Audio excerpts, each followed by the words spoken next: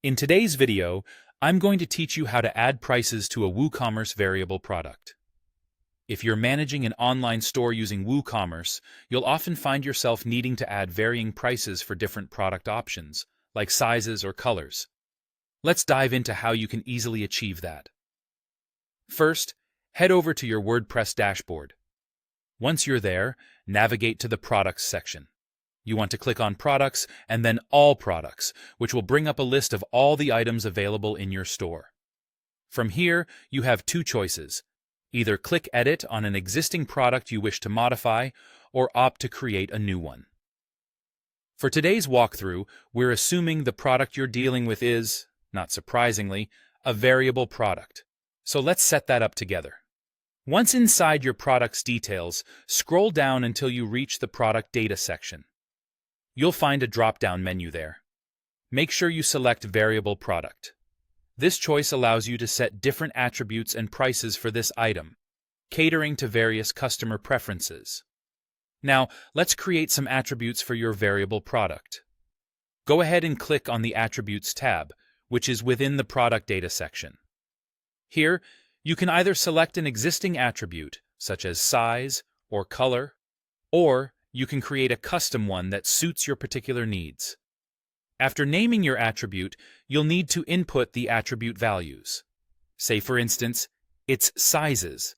You can enter values like small, medium, and large, separated by a pipe symbol. Don't forget to check the box labeled Used for Variations before you save your attributes. This step is crucial as it ensures these attributes will be available for variations later. Once your attributes are set, it's time to create the variations themselves. Navigate to the Variations tab right next to Attributes. There's a drop-down here as well, so go ahead and select Create Variations from All Attributes. After that, simply click Go. WooCommerce will automatically generate all the possible variation combinations based on the attributes you've just set. It's a real time saver. With the variations created, you now need to add pricing to each one. Click the small triangle next to each variation to expand its settings. You'll see fields for regular price, which is required, and sale price, which is optional. If you have any stock quantities or other specific settings like downloadable files, you can adjust those here as well. Be sure to go through and set the appropriate prices for every variation listed.